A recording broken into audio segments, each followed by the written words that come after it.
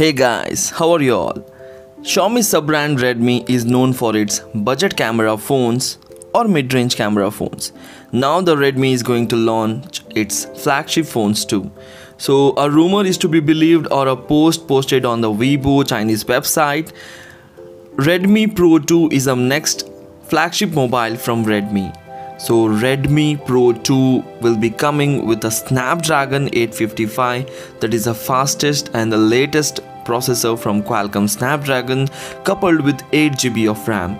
As you can see in the picture, this particular phone is going to come with a triple rear camera and a pop-up selfie camera. The triple rear camera is going to come with a 48MP primary lens plus a wide angle lens plus a TOF or a depth sensor. So it is confirmed that it is going to come with the 48MP primary lens. The wide angle lens and the depth sensor or a TOF is still to be known. It is definitely going to become with a pop-up selfie camera. We are expecting that this pop-up selfie camera will be of 32MP.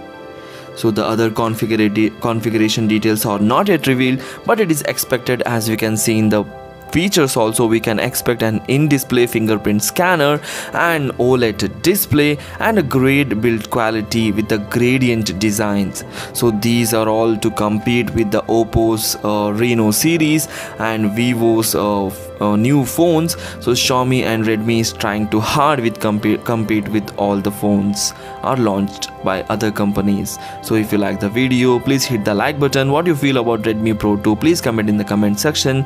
Thanks for watching. Take care. Bye bye.